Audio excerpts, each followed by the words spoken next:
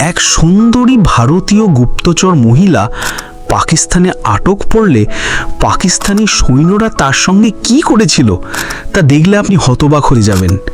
সত্যি এই ঘটনাটি শেষ পর্যন্ত দেখুন, গায়ে কাঁটা দিয়ে উঠবে। পাকিস্তানি সৈন্যরা তার সঙ্গে এমন এক ঘটনা ঘটালো যে প্রথমে মেয়েটি হাউমাউ করে কাঁদতে থাকে, কিন্তু তাদের বিবেকে একটুও বাঁধেনি। তারপর এক বড় র্যাঙ্কের পাকিস্তানি অফিসার এসে বলে, এই মেয়েটাকে আমাকে 1 মাসের জন্য হেফাজতে দিয়ে দেওয়া হোক, তারপর কিভাবে পেট থেকে কথা বের করতে হয় সেটা আমি দেখিয়ে দেব। প্রত্যেকটা কথা তার পেট থেকে বের করা হবে যেগুলো পাকিস্তানের বিপক্ষে কাজ করছিল। তারপরে আর কি, যা ভয় ছিল সেটাই হলো। 1 মাস ধরে মেয়েটির সঙ্গে এমন এমন ঘটনা ঘটানো হলো এবং তার সঙ্গে এমন কিছু করা হলো যে ওই সুন্দরী মহিলাটি হাত জোড় করে ক্ষমা চায়। সে বলতে থাকে, আমাকে ছেড়ে দিন, আপনারা যা বলবেন আমি তাই আপনাদের বলবো, আপনারা যা করবেন তাই সহ্য করব। মেয়েটি শুধু ভিক্ষা চাইছিল যে সে বাড়ি যাবে, সে ভারতে ফিরবে। কিন্তু না, পাকিস্তানের আর্মিরা তাকে ছাড়েনি। চারিদিক থেকে ইনভেস্টিগেট করে সব রকম অত্যাচার করে তার পেট থেকে কথা বের করার চেষ্টা করা হয়।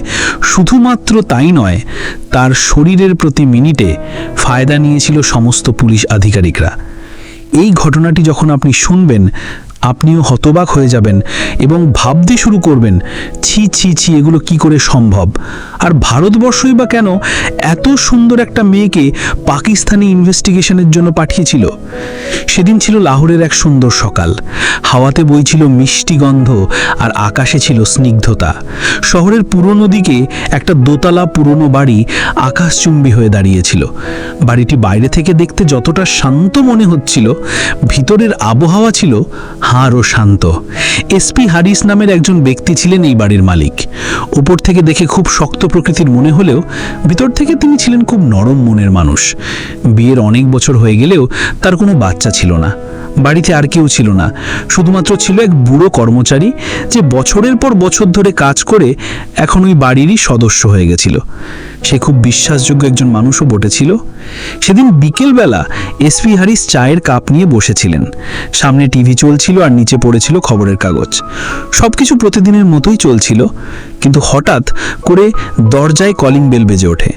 বয়স্ক কর্মচারীটি দরজা খুলতে গিয়ে একজন মেয়েকে দেখে ভিতরে এসে বলে, সাহেব, বাইরে একটা মেয়ে দাঁড়িয়ে আছে, সে কিছু কাজ করবে বলছে, ওকে কি পাঠাবো? তখন পুলিশ অফিসার বলেন, হ্যাঁ হ্যাঁ, পাঠিয়ে দাও। দরজা দিয়ে ঢুকলো একটি পাতলা মেয়ে, বয়স মোটামুটি 25-এর আশেপাশে। তার চোখ ছিল একদম গভীর এবং চেহারা ছিল চুপচাপ, মুখে কোনো অভিব্যক্তি ছিল না। আসলে মেয়েটি কাজের সন্ধানে এসপি স্যারের বাড়িতে কাজ করতে এসেছিল। স্যার যখন জিজ্ঞাসা করলেন, মা, তোমার বয়স কত বলো তো? মেয়েটি তার বয়স বলল। স্যার আবার জিজ্ঞাসা করলেন, তুমি এর আগে কার কার বাড়িতে কাজ করেছো? তখন মেয়েটি বলে, স্যার, আমি একজনের বাড়িতে কাজ করতাম, কিন্তু পরিস্থিতি আমাকে সেই লোকের বাড়ি থেকে তাড়িয়ে দেয়, আমি চলে আসি। এখন আমার নতুন কাজের দরকার। আমি শুনলাম এই এলাকার সব থেকে ভালো ব্যক্তি আপনি, তাই সাহস করে আপনার বাড়িতে কাজ চাইতে এলাম। এসপি স্যার কিছুক্ষণ তার কথা শুনে চুপ থাকার পরে বললেন, ঠিক আছে, তুমি আমার বাড়িতে কাজ করতে পারো। তোমার যা অসুবিধে আমাকে বলবে, আমি আমার যথাসাধ্য চেষ্টা করব তোমার সমস্যা মিটিয়ে দেওয়ার। তারপর এসপি স্যার আরও বলেন, দেখো, আমি যেহেতু পুলিশের বড় র্যাঙ্কে আছি, তাই যাকে তাকে আমার বাড়িতে ঢুকতে দেওয়া হয় না। তুমি 1 সপ্তাহ কাজ করো, তারপর যদি আমার মনে হয় তুমি ভালো মেয়ে, তাহলে আমি তোমাকে রাখবো। এই বলে এক বিশাল বড় ঘটনার সূচনা হয়ে গেল, যা আপনি কল্পনাও করতে পারবেন না। অফিসার সাহেব, পুলিশ অফিসার একদিন সাহস করে মেয়েটিকে ডাকলো, মা, তুই একটু এদিকে আয় তো। তখন মেয়েটি সামনে এলো। পুলিশ অফিসার বলল, আচ্ছা, তোকে দেখে কিন্তু আমার একটু শিক্ষিত মনে হয়। তুই কতদিন অবধি পড়াশোনা করেছিস বলতো? আর তুই এই গ্রামে কতদিন ধরে থাকিস? মেয়েটি কিন্তু সঠিক সঠিক জবাবও দিয়ে দেয়। মেয়েটি বলে, আমি কলেজে যেতাম, কিন্তু বেশি দূর পড়তে পারিনি। আর এটা বলার পরেই মেয়েটি মাথা নামিয়ে ফেলে এবং চোখ দিয়ে তার জলও পড়তে লাগে। পুলিশ অফিসারটি বুঝে যায় যেই মেয়েটি হয়তো গভীরভাবে শোকাহত বা পড়াশোনা টাকা পয়সার অভাবে করতে পারেনি। পুলিশ অফিসারটি প্রতিদিন মেয়েটিকে দেখত আর মনে মনে ভাবত যে নিশ্চয়ই কোনো ব্যাপার রয়েছে এই মেয়েটির মধ্যে, না হলে এত চুপচাপ, কিছু বলতে চায় না, কোনো কিছু কথা বললেই যেন তার মনটা খারাপ হয়ে যায়। এরকম কেন করবে একটা মেয়ে? পুলিশ অফিসার মনে মনে ভাবতে থাকে যে এই মেয়েটির ভেতর থেকে কিন্তু কথা উগলাতেই হবে। একদিন ওই পুলিশ অফিসারের বাড়ির লোকটি নজর করে যে ওই অফিসার মেয়েটিকে খুবই ভালোবেসে ফেলেছে। অফিসার সবসময় ওই মেয়েটির হাতে রান্না করা খাবার খেত, মেয়েটিকে নিয়ে গল্প করত। মেয়েটিও সবসময় অফিসারের কাছাকাছি থাকতো। একদিন তার বাড়ির ওই কাজের লোকটি হেসে খেলে ইয়ার্কি মেরে বলেই ফেলে স্যারকে যে স্যার আপনার না ওই মেয়েটির প্রতি একটু বেশি নেশা হয়ে যাচ্ছে। পুলিশ অফিসার মনে মনে শুনে হাসলো এবং বলল, না না, ওরম কোনো ব্যাপার নয়, তুমি যেটা ভাবছো সেটা নয়। আস্তে আস্তে কিন্তু ওই মেয়েটি এসপি স্যারের ঘরের মধ্যে কি কি ঘটতো সবকিছু নজর আন্দাজ করতে লাগলো। কোন পাখি কখন এসে বসতো ডালে সেটাও তার খবর থাকতো। মানে বলতে পারেন ইনভেস্টিগেশনের প্রত্যেক পদক্ষেপ তার সাকসেসফুল ছিল এখনো অবধি। এখানেই শেষ নয়, মেয়েটির চারিপাশে ছোট ছোট ক্যামেরা লাগিয়ে দিত, ফ্যানের গোড়াতেও ক্যামেরা লাগানো থাকতো। তার কম্পিউটারের পাশে মাইক্রো ডিভাইস রেখে দিত যাতে কম্পিউটারের কি তথ্য আছে সেগুলোকে দেখা বা পড়া যায়। তার চাল এতটাই চালাকি ছিল যে কেউ তাকে দেখে ধরতেই পারবে না যে সে বিশাল বড় একটা গুপ্তচর। এইভাবেই প্রচুর দিন পরপর চলতে লাগে। পুলিশ অফিসার মোহিত হয়ে যায়। একদিন সন্ধ্যাবেলায় তারা ছাদের ব্যালকনিতে বসেছিল, দুজন একই লম্বা সোফাতে। মেয়েটি স্যারের পাশে এসে বসলো আর বলল, জানেন স্যার, আমার এক এক সময় মনে হয় আকাশের তারাগুলোকে আমি আমার মনের মধ্যে জাগিয়ে রাখি, কিন্তু কি করব, সময় এবং ভাগ্য দুটোই আমাকে এত কষ্ট দিয়েছে যে আমার মনের মধ্যে ওই তারার আলো ফোটাতেই ভয় পায়। এসপি স্যার কিন্তু কোনো প্রশ্নেরই জবাব দেয়নি। উল্টো দিকে এসপি স্যারের চোখ ছলছল করছিল কথাগুলো শুনে। মেয়েটি কিন্তু চুপিসারে ওই এসপি সাহেবকে মোহিত করে দেবার চেষ্টা করছিল, এতে করে যাতে তার ওই মিশন সফল হয়। পুলিশ অফিসারটি ভাবে যে এই মেয়েটি এত গোপনভাবে কেন আমার সঙ্গে কথা বলে। পুলিশ অফিসার কিন্তু মনে মনে সন্দেহ করত যে এ কি কোনো গুপ্তচর হতে পারে। তবে সেই সন্দেহ করার পরেই তার মন যেন গলে যেত। দেখুন, যখন পাকিস্তান থেকে কোনো তথ্য আর গুপ্তচরেরা পাঠায় না ভারতে, তখন ভারতের মধ্যে একটা হুলুস্থুলুস কাণ্ড পড়ে যায়। তারা ভাবতে থাকে যে কি ব্যাপার, এখনো পাকিস্তান থেকে কেন কোনো খবর আসছে না। তো তখন ভারতের সরকার আরো অনেক গুপ্তচরকে পাকিস্তানে পাঠিয়ে দেয়, যাতে করে ওই গুপ্তচরগুলো পাকিস্তানে গিয়ে খোঁজ লাগাতে পারে যে কেন এতদিন আগের গুপ্তচর কোনো খবর দিচ্ছিল না। আবার উল্টো দিকে পাকিস্তানের ওই পুলিশ অফিসারও মেয়েটির প্রতি এতটাই মোহিত হয়ে গেছিল যে সে পুরো অন্ধ হয়ে গেছিল ভালোবাসায়। একদিন ওই পুলিশ অফিসার এসপি সাহেব তার পুরনো ঘরে গেল এবং দেখলো সেখানে একটা ক্যামেরা রাখা রয়েছে পুরনো। সে ক্যামেরাটি সে কোনোদিনও অতটা নোটিশ করেনি, চোখে তার পড়েনি। সে ক্যামেরাতে অনেক ভিডিও সে পায়। এমন কিছু ভিডিও ছিল যেখানে স্পষ্ট দেখা যাচ্ছিল ওই কাজের মেয়েটি কারোর সঙ্গে ফোনে গল্প করছে। এটা দেখেই কিন্তু এসপি সাহেব বুঝে যায় যে ডাল মে কুছ কালা হ্যায়। সে এতদিন ওই মেয়েটিকে যতটা ভালো ভাবছিল অন্য কেউ হতে পারে। এসপি সাহেব বুঝতে পেরে যায় যে আমি যে ভালোবাসার ফাঁদে পা দিচ্ছিলাম সেটা পুরোটাই আমি ভুল করছিলাম। প্রত্যেকদিন ওই মেয়েটি যে সময় সকালে কাজ করতে আসতো সেই সময়তেই সে আসতো, কিন্তু এবার ওই পুলিশ অফিসার ভালো করে নজর রাখতে শুরু করে দিল ওই মেয়েটির ওপরে। মেয়েটি যখন আসতো সকালে, তখন পুলিশ অফিসার বারবার চেয়ে দেখতো যে ওই মেয়েটির সঙ্গে আরো কেউ আছে কিনা, বা ওই মেয়েটি কে হতে পারে সেটাই ভাবতো ওই পুলিশ অফিসার। একদিন সন্ধ্যাবেলায় ওই মেয়েটি ছাদে বসেছিল, আকাশের রং একদম গাঢ় ঘন অন্ধকার হয়ে এসেছিল, চারিদিক যেন একটু অন্যরকম লাগছিল দেখে। তখনই হঠাৎ করে ওই পুলিশ অফিসার চলে আসে মেয়েটির পাশে এবং এসে দাঁড়িয়ে বলে, আচ্ছা তুমি এত চুপচাপ কেন বলো তো একটু আমাকে। মেয়েটি তখন চুপচাপ কিছুক্ষণ থাকলো, তারপর বলল, স্যার, কখনো চুপচাপ থাকলেও অনেক কিছু কথা মনের থেকে যায় আর সেটাকে বুঝতে হয়। পুলিশ অফিসারটি তখন কিছু বলল না, সে চুপচাপ মেয়েটির দিকে তাকিয়েছিল। এইদিকে অর্থাৎ ভারতে বিশাল হইচই কাণ্ড পড়ে গেছিল। মেয়েটি তো পাকিস্তানে অনেকদিন আগেই গেছেছে, কিন্তু পাকিস্তান থেকে কোনো সম্পর্ক করতে পারছে না ভারতবর্ষে ওই মেয়েটি, কোনো তথ্য পাঠাচ্ছে না, ইনফরমেশন পাঠাচ্ছে না, কোনো গোপন সুরাহ দেখাচ্ছে না। এ কারণে ভারতের গুপ্তচররা আবার খুব অ্যালার্ট হয়ে গেছে। এক একটা অফিসার আবার বলে উঠল যে স্যার, ও আবার পাকিস্তানে গিয়ে বিয়ে ঠাকুরে সংসার পেতে বসলো না তো। পাশ থেকে আর এক অফিসার ভারতে বসে বলে, না না, সেরকম আশা করি করবে না। ও যদি ডেটা আমাদেরকে আর পাকিস্তান থেকে না পাঠায় তাহলে আমাদেরকে প্ল্যান বি কাজে লাগাতে হবে। তবে এরপরে আর একটা ঘটনাও আবার পাকিস্তানে ঘটে গেল। পাকিস্তানের ওই এসপিটি হঠাৎ করে দেখলো তার ক্যামেরাতে এবং ল্যাপটপে কিছু ভিডিও ফুটেজ রেকর্ড হয়ে গেছে, যেখানে স্পষ্ট ওই মেয়েটি কারোর সঙ্গে ফিসফিস করে ফোনে কথা বলছে। আর এই ভিডিওটা দেখার পরে ওই এসপি অফিসার বুঝে গেল যে আমি এতদিন যে প্রেমে হাবুডুবু খাচ্ছিলাম সেটা সম্পূর্ণটাই আমার ভুল ছিল। এটা প্রেম ছিল না, এটা একটা ধোঁকা ছিল। এতদিন পুলিশ অফিসারটি যতটা ভালোবাসত মেয়েটিকে, যতটা বিশ্বাস করত মেয়েটিকে, সেই বিশ্বাসের 1% ওর মনে আর বেঁচে থাকলো না। পুরোপুরি রূপে এখন অবিশ্বাস করতে লাগলো অফিসার মেয়েটিকে। এতদিন যে মেয়েটিকে নজরে নজরে রাখতো এবং ভালোবাসতো, সেই মেয়েটিকে এখন সন্দেহের চোখে দেখতে লাগলো ওই অফিসার পাকিস্তানের। মেয়েটি যখন রান্না করত, যখন ঘর মুছতো, যখন ছাড়ে যেত, সব সময় লুকিয়ে লুকিয়ে ওই পুলিশ অফিসারটি দেখতো তাকে এবং খুঁজে বার করার চেষ্টা করত যে ওই মেয়েটি অ্যাকচুয়ালি কি করতে চায়। হঠাৎ করে একদিন আর একটা রেকর্ডিং খুঁজে পায় পুলিশ অফিসার। সেই রেকর্ডিংয়ে স্পষ্ট শোনা যায় মেয়েটি আস্তে আস্তে কারো সঙ্গে কথা বলছিল। মেয়েটি ফোনে বলছিল, আমি কিন্তু আর বেশি দিন সময় ওয়েট করতে পারবো না, আমাকে এখনই কিন্তু কিছু একটা করতে হবে। আমি অনেকদিন ডেটা পাঠাইনি তোমাদের কাছে, এবার ডেটাগুলো পাঠাবো।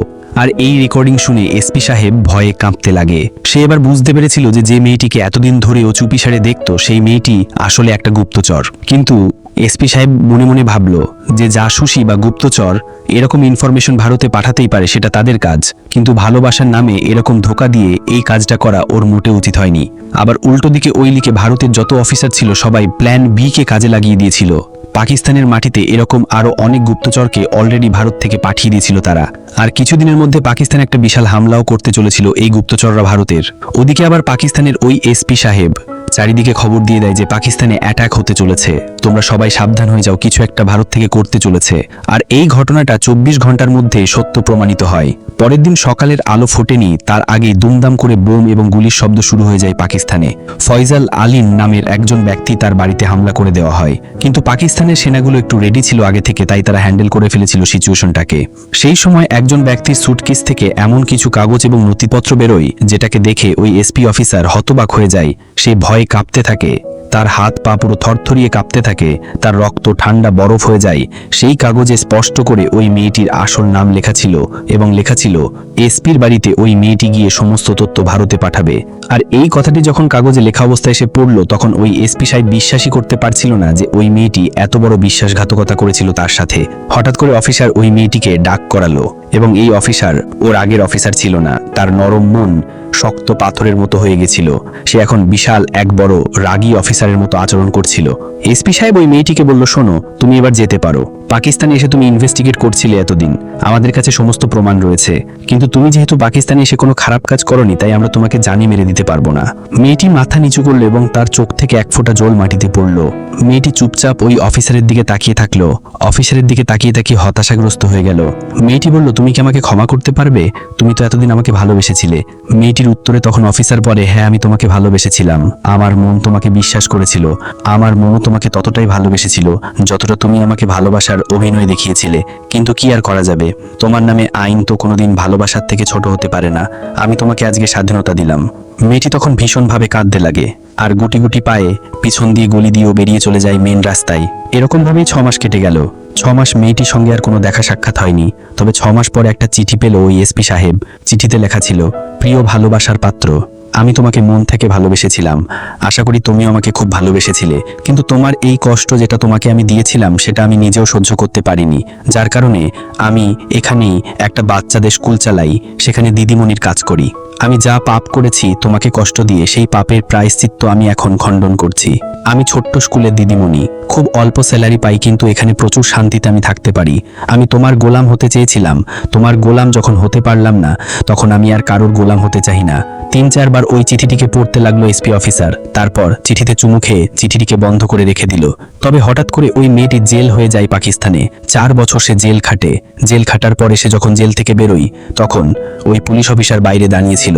মেয়েটি জেল খাটার আগে যে কাজ করেছিল, জেল খাটতে খাটতে সে তার ভুলের মাসুল গুনেছে এবং সে এখন শান্ত হয়ে গেছে, তাই চুপচাপ দাঁড়িয়েছিল অফিসারের সামনে। তখন ওই অফিসার ওকে দেখে বলে যে, চলো, তোমাকে আমি বাড়িতে ছেড়ে দিই, তোমাকে একা রাখা ঠিক হবে না, কারণ পাকিস্তানের সমস্ত বাজে মানুষগুলো তোমাকে টার্গেট করেছে, যখন তখন তোমার সঙ্গে নোংরা ব্যবহার করতে পারে তারা। গাড়ির মধ্যে উভয়ের দিকে তাকাচ্ছিল, কিন্তু কেউ কোনো কথা বলছিল না। চুপচাপ তারা বসেছিল এক জায়গায়। দেখে যেন মনে হচ্ছিল তারা দুজনেই বোবা। এবার ওই মেয়েটিকে ভারতবর্ষে পাঠানোর পালা। 4 বছর পর তাকে ভারতে এবার পাঠাতে হবে। লাহোর থেকে সোজা ওয়াঘা বর্ডারের দিকে যাচ্ছিল তার গাড়ি। অফিসার গাড়ি চালাচ্ছিল আর সোজা তাকিয়েছিল। মেয়েটি তখন পুলিশ অফিসারকে বলল, আমি ভেবেছিলাম হয়তো তুমি আসবে না, তুমি আমার সঙ্গে দেখাও করবে না। পুলিশ অফিসার তখন একটু চুপচাপ শুনল কথাগুলো তার। পুলিশ অফিসার বলল, আমি তোমাকে সাজা দিয়েছি, কিন্তু এবার তোমাকে মুক্তি দেবার পালা।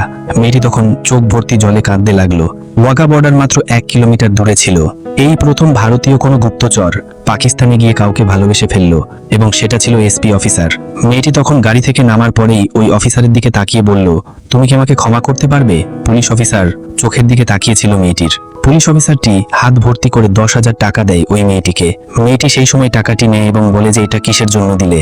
পুলিশ অফিসার বলে যে তুমি আমার বাড়িতে যতদিন কাজ করেছিলে সেই লাস্ট মাসের মাইনেটা আমি দিইনি, তো আমার আজকের এই মাইনে তোমাকে দেওয়া উচিত বলে মনে হলো, তাই তোমার সেই বকেয়া মাইনে মিটিয়ে দিলাম এবং এই মাইনের সঙ্গে তোমার সঙ্গে জড়িত আমার যত স্মৃতি ছিল সবকিছু তোমাকে দিয়ে দিলাম। তুমি ভালো থেকো না ফেরার দেশে গিয়ে। 6 মাস পরে যখন ভারতবর্ষে চলে এলো ওই মেয়েটি, তখন আর একটা চিঠি পায় ওই পুলিশ অফিসার। মেয়েটি ওই চিঠিতে লিখেছিল, প্রিয় ভালোবাসার পাত্র, তোমার সাথে আমি যে ঘটনা ঘটিয়েছিলাম সেটাতে নিজেকে ক্ষমা করতে পারিনি, তাই আমি ভারতবর্ষে এসে আর কোনো গুপ্তচর নয়, একটা ছোট্ট স্কুলে দিদিমণি চাকরি করে খাচ্ছি। আমি এভাবেই আমার প্রায়শ্চিত্ত করলাম। আমি আর কোনোদিনও গুপ্তচরের লাইনে পাও দেব না। তবে মেয়েটি ভারতবর্ষে আসার পরে ওই পুলিশ অফিসারের সম্পর্কে সমস্ত তথ্য ভারতের সরকারকে দিয়ে দেয়, কারণ মেয়েটি যে দায়িত্ব নিয়ে গেছিল পাকিস্তানে সেই দায়িত্ব থেকে পিছু হটতে সে চায়নি। আর এই যে তথ্যগুলো মেয়েটি দিল, সেই তথ্যগুলো পাকিস্তানের যত জঙ্গি এবং শত্রুগুলো রয়েছে তারা কোন দিকে কি অ্যাটাক করতে পারে সেই সম্পর্কে বিশেষ ধারণা প্রদান করেছে ভারতকে। আর এই তথ্যগুলো অনেক কাজেও লেগেছে, তাই মেয়েটিকে অফিসারের র্যাঙ্ক থেকে আরো প্রমোশন দেওয়া হয়। তবে সেই মেয়েটি প্রমোশন নেয়নি, সে ভালোবেসে ফেলেছিল পাকিস্তানের ওই অফিসারকে এবং ভারতের সরকারকে বলে যে আমি প্রমোশন নেব না এবং আমি এই গোয়েন্দাগিরির চাকরিও ছেড়ে দিলাম। এই বলে সে একটা ছোট্ট স্কুলে পড়াতে থাকে বাচ্চাদেরকে। কিন্তু পাকিস্তানের ওই পুলিশ অফিসার কিন্তু মোটেও খারাপ মানুষ ছিল না। হ্যাঁ, পাকিস্তানের সব মানুষ খারাপ ছিল না, তার মধ্যে ওই পুলিশ অফিসারও পড়ে। সে কিন্তু খারাপ কোনো স্টেপ নিতেই পারত মেয়েটির বিরুদ্ধে, কিন্তু সে নেয়নি। কিন্তু 4 বছর যখন মেয়েটি জেল হয়েছিল, ওই জেলের মধ্যে খুব বাজে বাজে কাজ তার সঙ্গে করা হয়। জেলের মধ্যে যত কয়েদিগুলো ছিল তারা তাকে টর্চার করত, তারা তার গায়ে স্পর্শ করার চেষ্টা করেছিল, এমনকি কিছুদিন তার ড্রেস ধরে টেনে ছিঁড়ে দেওয়ারও চেষ্টা করে। এবং যত অফিসার ছিল এবং জেলের যত কয়েদি, তার সঙ্গে জেলের পুলিশগুলো ছিল পাকিস্তানে, তারাও কিন্তু মেয়েটির সঙ্গে নোংরা ব্যবহার করে। আর যার কারণে মেয়েটি জেলে 4 বছর কষ্ট পায় এবং কান্নাকাটি করতে থাকে। এই সমস্ত ঘটনা সে ওই পুলিশ অফিসারকে ভারতবর্ষে আসার পরে বলে। পুলিশ অফিসার শুনে সেটা খুব কষ্ট পায়। দেখুন, সবসময় লড়াই এবং যুদ্ধ বন্দুক নিয়ে হয় না, কিছু সময় চুপচাপ নজরের মাধ্যমেও লড়াই বা যুদ্ধ হয়ে থাকে। তো আপনি এই মেয়েটিকে কি বলবেন? এ যা করেছিল সেটা কি ঠিক ছিল? এবং ওই অফিসারকেই বা কি বলবেন? পাকিস্তানের অফিসার কি ভালো মানুষ ছিল?